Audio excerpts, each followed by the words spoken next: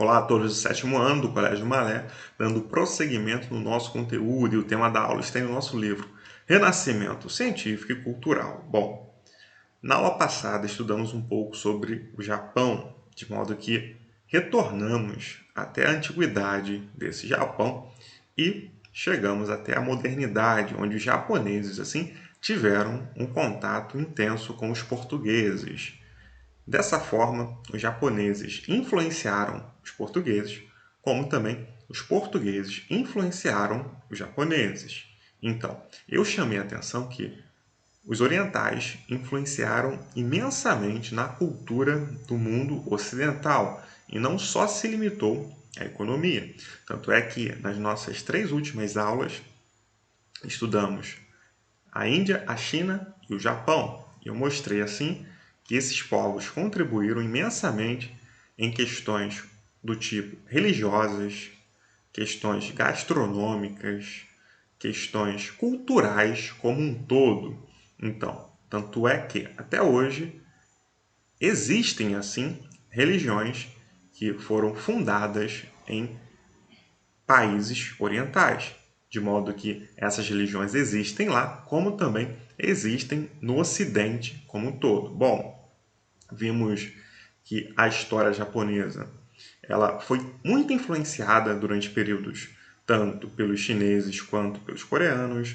Vimos também que existiu uma Idade Média no Japão, ou seja, onde se tinha assim, o controle das terras, e essas terras eram da elite e os camponeses assim trabalhavam nelas em troca da sua própria subsistência, ou seja, os camponeses trabalhavam e assim pagavam parte daquilo que eles produziam nessa terra aos nobres e a outra parte ficava assim para os próprios camponeses.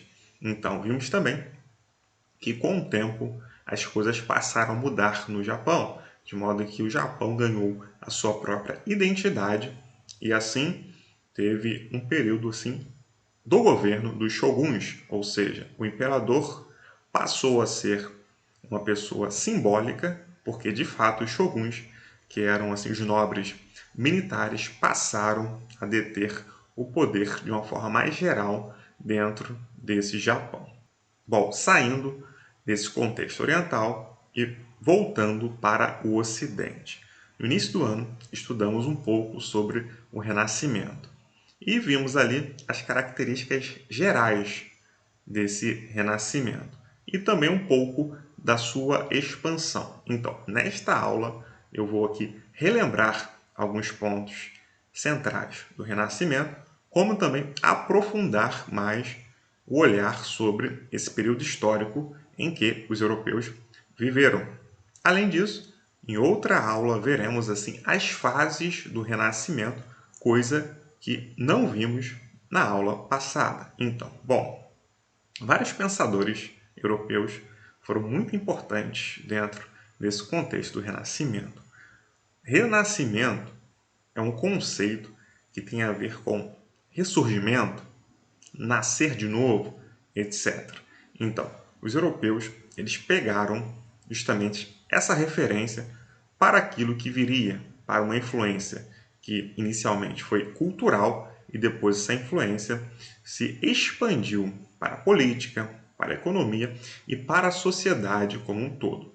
Dentre os intelectuais europeus, um que se destaca, ou um que se destacou muito, foi justamente Leonardo da Vinci.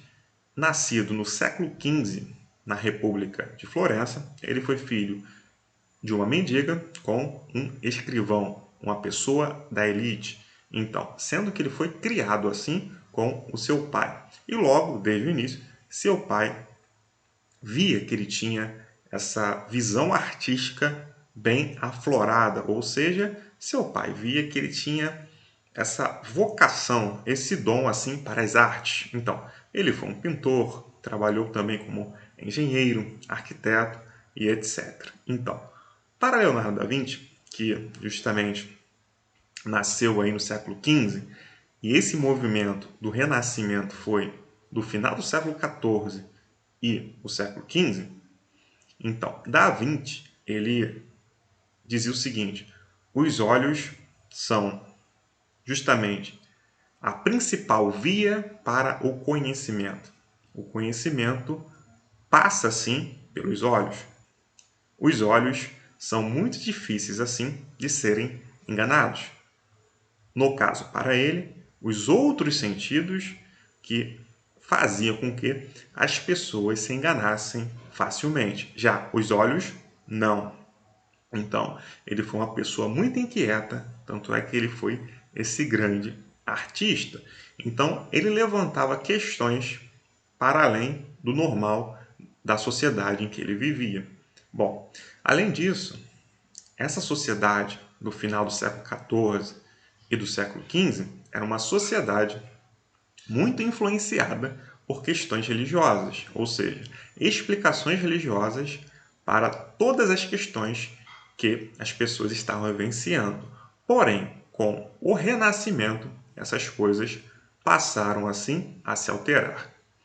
Além disso, em relação ainda a Leonardo da Vinci, ele levantava muitas questões importantíssimas do tipo: que tendões movem o braço? Na visão da igreja, o movimento do braço seria assim feito pela própria vontade de Deus. Outra questão: como os dois olhos se movem ao mesmo tempo? Então ele pensava tudo isso. Além disso, como se produz um sorriso? Como surge um novo ser no ventre da mulher? Logicamente, todas essas questões eram respondidas por religiosos através da fé. Não se tinha, assim, um investimento, não se tinha uma dedicação científica para que respostas à luz da ciência viessem. Então, com o Renascimento, a ciência evoluiu. Tanto é que é renascimento científico e cultural. Mas esse renascimento não fez surgir aquilo que já existia, já que os intelectuais, os artistas, pegaram influências antigas e, assim, à luz do tempo em que eles viviam, eles misturaram essas influências antigas com todas as questões que eles viviam e contribuíram, assim, para uma cultura diferenciada, para uma nova cultura. Explicarei mais à frente sobre essas questões. Aí temos uma imagem aqui, ó, estudo da perspectiva para o quadro Adoração dos Magos, de Leonardo da Vinci. Então, esse quadro ele faz assim referência aos magos que foram visitar Jesus quando ele nasceu, os três magos que deram assim presentes ao menino Jesus, à família de Jesus, ouro, incenso e mirra.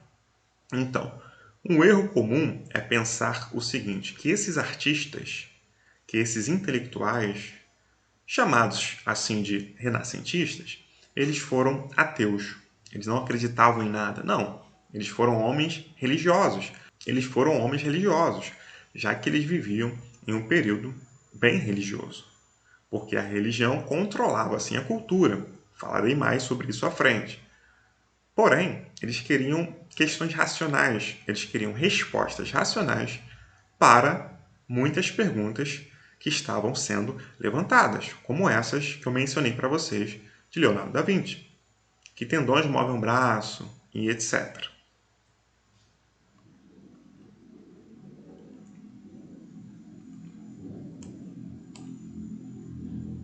Bom, aí temos mais uma imagem, justamente um feto. Aí está lá. Estudos do feto no útero por Da Vinci, em manuscritos concebidos por volta de 1510 e 1512, ou seja, século XVI. Então, Da Vinci ele tinha essa preocupação. Em observação, essas ideias renascentistas elas surgiram justamente na Península Itálica, mais precisamente em Florença. E de lá, essas ideias se espalharam para a Europa e depois para todo o mundo, podemos dizer assim. para outras questões. E existem também algumas questões importantíssimas para a gente entender esse renascimento, já que o renascimento comercial que houve foi importante para o renascimento científico e cultural. Por quê?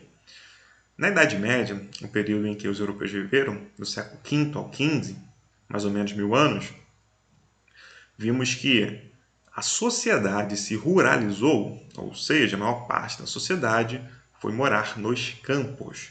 Então, do século X, do século XI também para frente, houve assim o renascimento urbano, o renascimento das cidades, de modo que as cidades antigas passaram a ser reformuladas, passaram a ser reconstruídas e cidades novas foram assim feitas. Além disso, houve o renascimento comercial, porque na Idade Média o comércio se enfraqueceu, de modo que as pessoas comercializavam através da troca, através do escambo. Não existia uma moeda específica, já que a moeda também se enfraqueceu. Com o renascimento comercial, as feiras passaram a se tornar mais fortes e assim houve uma intensa negociação comercial. Então as pessoas passaram a trocar bem mais informações. Então elas não se encontravam só para o comércio, além desse encontro de compra ou de venda de coisas, também teve assim um contato entre elas. E essas ideias renascentistas foram sendo espalhadas posteriormente com a invenção da prensa, que eu falarei mais à frente. Além disso, essas ideias também contribuíram assim para as grandes navegações que já estudamos, onde os reinos europeus eles adentraram ao mar atrás de rotas comerciais alternativas, especiarias, terras, etc. Como também o processo de unificação dos estados nacionais, a fortificação dos reis, os reis tiveram apoio assim dos burgueses, tudo isso contribuiu para que o Renascimento acontecesse na Itália, na Península Itálica. Bom, Leonardo da Vinci, ele trabalhou para os nobres europeus, como eu chamei a atenção para vocês anteriormente, agiu como arquiteto, engenheiro e produziu coisas que só viriam a existir no século XIX e XX, como máquinas voadoras, paraquedas, submarinos. Então, alguns chamam Leonardo da Vinci de uma pessoa que agiu assim com um dom profético, porque à época isso não existia e ele assim projetou através ali dos seus desenhos e através da sua influência e do seu pensamento, que era um pensamento bem elevado, um pensamento bem grande. Uma observação: Leonardo da Vinci foi um dos pensadores desse renascimento, porém ele não foi o único. Outros grandes pensadores também existiram nessa Europa.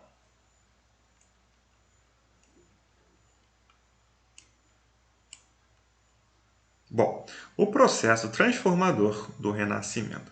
Transformador por quê? Já que a Igreja foi a única instituição que passou do mundo antigo para a Idade Média, essa Igreja ela se tornou bem forte economicamente e também de forma cultural. A Igreja assim determinava a cultura justamente pela religião. As pessoas precisavam assim seguir tudo aquilo que a igreja dizia que era a verdade estabelecida pelo próprio Deus. Então, com o fim do Império Romano no Ocidente, no século V, a igreja permaneceu e passou para esse período mais rural da sociedade europeia, período esse chamado de Idade Média. Então, as ideias renascentistas foram ideias que eram contrárias às respostas que a igreja dava. Porque, como eu chamei a atenção, a igreja dava as respostas baseadas na fé, os renascentistas na razão. Tanto é que os renascentistas chamavam esse período da Idade Média de Idade das Trevas, que é um exagero. Por quê? Porque na Idade Média foi um período próprio que os europeus viveram e assim eles se desenvolveram mesmo tendo uma influência religiosa muito grande. Então, dizer que a Idade das Trevas é dizer que não existiu nada de bom naquela sociedade, então isso é uma mentira, porque existiram coisas positivas, como também muitas coisas negativas. Então, como essa própria questão da educação e da cultura, a igreja ela tinha o controle da cultura e assim, através desse controle, amedrontava as pessoas que não seguissem os seus ensinamentos, sendo que a partir do século XII os ensinamentos da igreja passaram a ser bem questionados e no século XIV, no final do século XIV, surgiu aí o Renascimento, esse renascimento cultural, esse renascimento científico. Temos aqui uma imagem. A única instituição que permaneceu após a queda do Império Romano foi a Igreja Católica e que, com o passar do tempo, se fortaleceu ainda mais, já que passava também a controlar a economia feudal.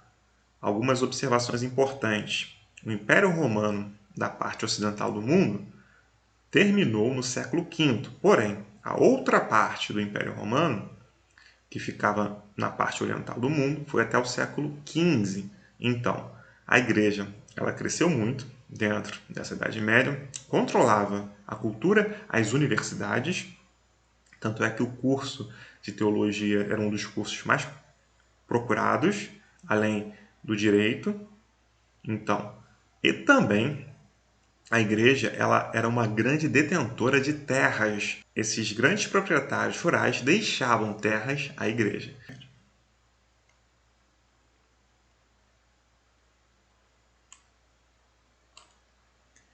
Outra imagem. Essa já é uma imagem da antiguidade, Laconte e seus filhos, que faz parte da mitologia da Guerra de Troia. No caso, ele foi punido assim pelos deuses. Mas nós vemos traços justamente que os renascentistas passaram a usar em suas obras. Falarei mais à frente. Com o Renascimento, os artistas resgataram da cultura greco-romana o antropocentrismo, ou seja, o homem como tema principal. Então, já que durante a Idade Média o teocentrismo, ou seja, o governo de Deus, todas as questões, todas as explicações deveriam passar pela fé. Então, nessa Idade Média isso era muito forte. Agora, com os artistas do Renascimento, com os filósofos, isso se tornou secundário e eles passaram a evidenciar o ser humano no centro de todas as coisas. O nome disso é antropocentrismo. O ser humano passou a ser a medida de todas as coisas, assim como a filosofia grega dizia. Então, esses pensadores renascentistas tiveram influência tanto da filosofia grega quanto da romana e também a influência cultural como um todo na escultura, na pintura e em todas as áreas da sociedade. Temos aqui outra imagem.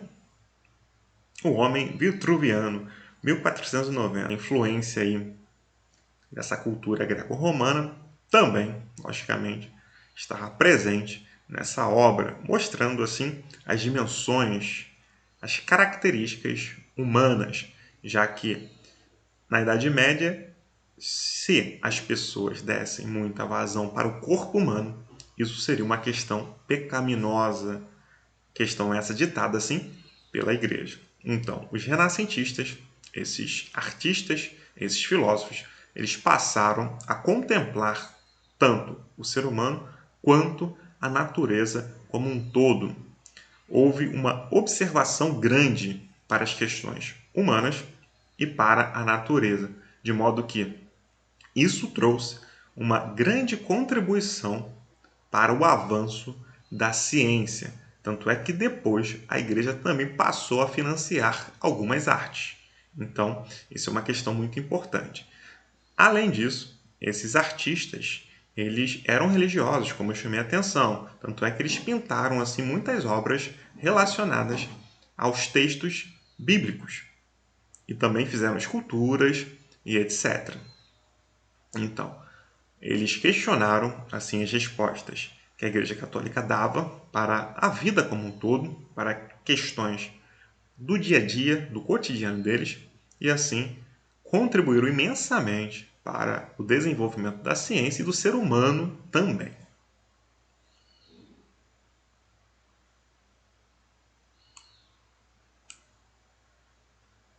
Bom, como eu chamei a atenção, esses artistas chamavam assim o período da Idade Média, do século V ao XV, de Idade das Trevas, que é um exagero, porque coisas positivas aconteceram lá também.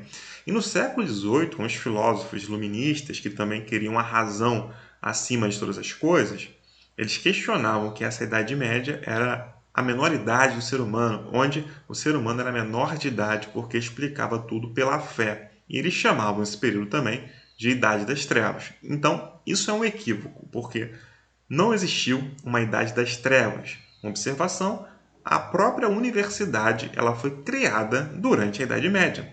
Então, se tinha assim, uma influência religiosa dentro dessa universidade? Sim. Porém, além da universidade, outras coisas foram criadas pelos cristãos, já que a maior parte da população era cristã e assim o cristianismo, a fé, era relacionada assim com a política dentro desse contexto da Idade Média. Então, o renascimento científico e cultural, ele teve esse boom aí na arte, também influenciou a política, influenciou a ciência e a sociedade. Então, para a gente ver que, como sempre eu falo, que o mundo é feito de ideias. A partir de algumas ideias artísticas, toda uma sociedade foi assim influenciada pelos pensamentos que dali surgiram. Além disso, esses pensamentos também contribuíram assim para as reformas protestantes, as reformas religiosas que já estudamos neste ano. Então, esses pensamentos foram grandes pensamentos assim para a humanidade. E isso fez com que transformações acontecessem através dessa visão que os artistas, que os filósofos, que os pensadores renascentistas trouxeram. Aqui temos mais uma imagem. Muitos manuscritos foram preservados pelo trabalho árduo de monges copistas, pois ainda não havia sido inventada a imprensa ou prensa, e esses manuscritos ficaram confinados nas bibliotecas de mosteiros, abadias, etc. Então, para que esses artistas, esses pensadores tivessem acesso a essas ideias antigas da Grécia, de Roma, eles consultaram, logicamente, as bibliotecas. E assim, os livros que existiam eram livros que foram manuscritos pelos monges copistas, religiosos da Igreja Católica, que copiavam livro após livro, página após página. Então, livros filosóficos. Então, se tem esse trabalho muito grande que esses monges faziam, porque não existia a prensa. Era uma espécie de ter assim um livro de uma forma muito mais rápida, como uma espécie de prensa de tipos móveis, ou seja, era como um carimbo assim com os símbolos e assim era carimbado no papel onde o texto saía. Então, com os monges copistas, eles copiavam letra a letra. Então, esses monges eles contribuíram muito para isso e justamente também para a preservação da Bíblia que os protestantes tiveram acesso depois.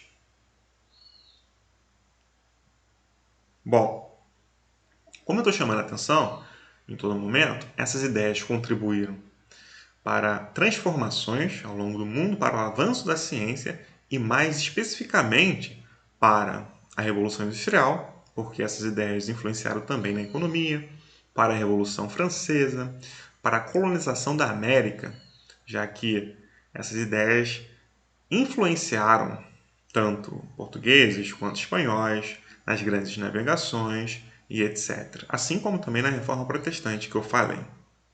Então, Alguns pensadores aí dentro desse contexto.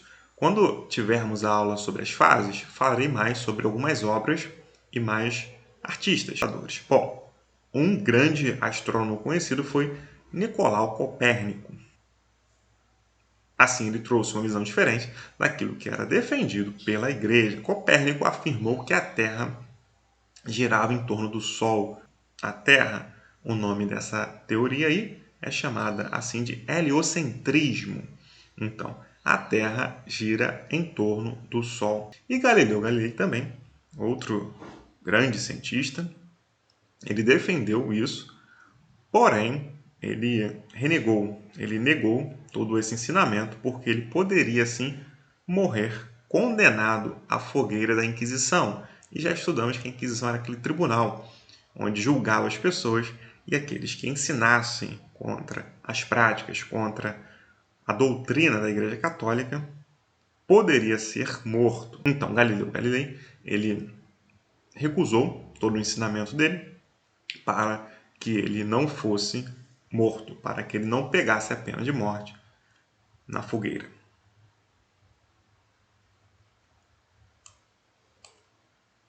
Então, como eu chamei a atenção de vocês, na Península Itálica, Florença, Gênova, Veneza, assim, esse renascimento científico cultural surgiu. Então, algumas condições foram necessárias para que esse renascimento surgisse lá. Uma observação: essa península itálica era o entreposto entre o Oriente e o Ocidente. Então, várias pessoas com várias culturas diferenciadas entravam em contato assim com esses italianos. Então, isso foi um ponto fundamental também. Teve o crescimento dos burgueses, os comerciantes que estavam crescendo depois que eles se tornaram assim grandes comerciantes mesmo, então eles investiram muita grana. E além disso, outras condições que contribuíram assim para o renascimento ter acontecido na Península Itálica. A estreita relação entre a economia e o renascimento. Conforme se consolidava, a classe burguesa buscou financiar o desenvolvimento de técnicas para que o comércio se fortalecesse mais e gerasse mais lucro. Foi assim que surgiram instrumentos usados nas grandes navegações, como o astrolábio, as caravelas, os mapas cartográficos, entre outros. Então, os burgueses investiram bastante nisso e vimos isso em aulas passadas. Então, isso aí foi um fator, uma condição importantíssima também para que esse renascimento acontecesse lá, na Península Itálica. A retomada da tradição cultural clássica, isto é, da cultura greco-romana, que também foi decisiva, pois a Península Itálica fazia parte do Império Romano. Então, a Península Itálica, logicamente, fazia parte desse Império Romano, da parte ocidental, que assim deixou de existir no século V.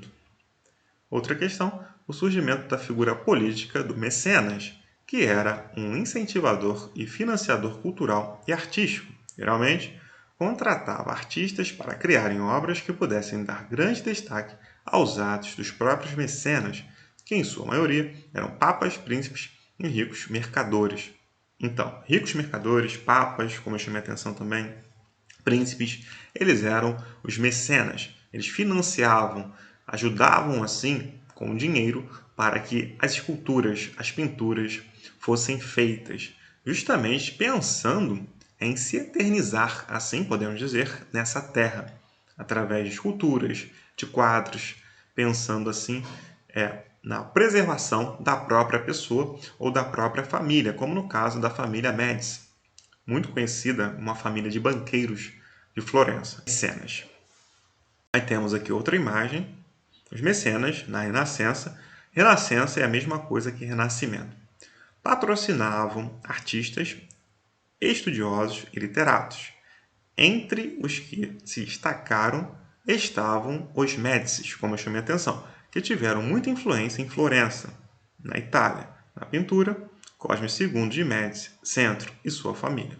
Então, justamente pensando assim na preservação da sua imagem, ele incentivava os artistas Além disso, logicamente, se teve toda uma questão de ostentação para a época, ostentação entre os nobres, para ver quem tinha, assim, mais obras de arte. Além disso, dos artistas, estudiosos, literatos, enfim. Então, um movimento artístico que influenciou na política, na literatura, na filosofia e em toda a sociedade. As bases e características do pensamento renascentista, como vimos lá no início do ano. Então foram várias características assim dentro desse renascimento. Temos o classicismo, que foi uma influência da antiguidade clássica. O que é isso? Os artistas, os pensadores, eles foram influenciados pelos pensamentos greco-romanos, pela filosofia, pela estética, pela cultura desses povos. Então, por isso que a característica é chamada assim de classicismo, que veio da antiguidade clássica, ou seja, da Grécia e de Roma. Então, isso foi muito importante para essas ideias. Eles traziam a filosofia, questionavam assim através da razão. Bom, a igreja também usava uma escola filosófica para explicar algumas coisas. Essa escola era chamada de escolástica. Eles usavam a fé e a razão para explicar o que estava acontecendo na sociedade. Um dos grandes nomes foi Tomás de Aquino. Tomás de Aquino dizia o seguinte: a fé e a razão não são contrárias, uma completa a outra, sendo que, para os renascentistas, para esses pensadores, essas explicações passaram a não ter muita valia, a não ter mais credibilidade. Então, eles foram até a Grécia Antiga e pegaram assim essas influências. Quando eu digo foram até a Grécia Antiga, eles foram nos escritos, foram nos livros antigos. Livros esses que foram assim copiados pelos monges católicos, ou seja, por religiosos. Aí temos aqui outra imagem. A Divina Comédia narra alegoricamente o caminho de Dante do inferno ao paraíso. Foi escrito em dialeto toscano em oposição ao latim, que geralmente era usado. Então, a Igreja Católica usava assim como a língua oficial o latim. Então, justamente ser escrito em outro idioma era para que a população tivesse o contato, mesmo sabendo que a maior parte da população assim não era alfabetizada. Porém, essa população poderia ter o contato porque uma pessoa que sabia ler, ela poderia sim ler de uma forma coletiva e a pessoa que não sabia poderia ficar até mesmo ouvindo. Então, isso trouxe uma alteração, uma transformação grande dentro desse contexto. E quando eu falei da prensa também, que produzia assim mais livros e os livros se tornaram mais baratos, porque antes os livros eram mais caros porque eles eram manuscritos. Os monges copiavam letra a letra, página a página, livro a livro. Com a prensa, eles passaram a prensar mais livros, eles se tornaram mais baratos e teve assim a circulação de todas essas ideias. Então, quem sabia ler teve acesso ao conhecimento proposto pelo Renascimento, e assim também quem não sabia ler acabou, em certa medida, sendo influenciado por essas ideias, porque os que sabiam ler comentavam sobre essas questões. Exemplo, a pessoa ia fazer uma negociação lá na Itália e, através da troca comercial, da compra que ela iria fazer, ela comentava as coisas. Então, uma pessoa analfabeta que estava trabalhando ou passando ouvia essas coisas. Então, as coisas eram passadas dessa forma também. Outra característica aí do Renascimento, o hedonismo, ou seja, isso significa que o prazer está acima de tudo. Logicamente que isso era amplamente condenado pela Igreja. Então, esses pensadores passaram a dar foco, passaram a levantar a bandeira para as paixões, já que a Igreja proibia essas paixões como ações pecaminosas. Tanto é que eles até criaram os 7 pecados capitais. Eles quem? Os sacerdotes católicos criaram. Porém, os pensadores do Renascimento, eles davam essa visão para o prazer. Eles levantavam a bandeira das paixões. Aqui temos outra imagem, Escola de Atenas, do pintor renascentista Rafael Sanzio. Essa obra retrata bem a característica da época de resgatar a cultura greco-romana. Então, é a escola filosófica de Atenas. Temos aqui ao centro da imagem, com o seu braço levantado, o filósofo Platão, como um mestre, como um professor, e ao seu lado o seu aluno, o seu discípulo, de azul, Aristóteles. À esquerda, temos aqui com uma túnica mais esverdeada, Sócrates, que foi professor de Platão, Platão, que foi professor de Aristóteles. Então, temos várias outras pessoas também, assim, famosas dentro dessa imagem. Outra característica foi o naturalismo. Como dizia o nome, o naturalismo baseava suas concepções na relação humana e dos animais no seu próprio habitat natural. Então, como eu chamei a atenção de vocês, os renascentistas, esses pensadores, eles passaram a observar melhor a natureza. Então, através dessa observação, eles passaram a tirar respostas da própria natureza para aquilo que eles estavam vivenciando. Então, eles passaram a levantar essa questão da relação humana e dos próprios animais. Então, a observação foi muito mais intensa. Eles trouxeram e tiraram também muitos aprendizados disso. Que aprendizados? Da anatomia humana, dos vegetais e etc. E aqui temos outra imagem, Caça ao Veado, de Lucas Granati, o Velho, 1529, ou seja, do século XVI.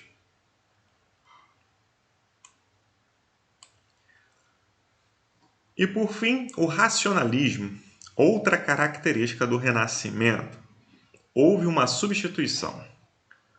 O teocentrismo deu lugar ao antropocentrismo, ou seja, o ser humano como medida de todas as coisas, e todas as explicações deveriam passar pela racionalidade e não mais pela fé, não mais por questões religiosas. Então, teve um imenso incentivo para pesquisas em relação ao corpo humano.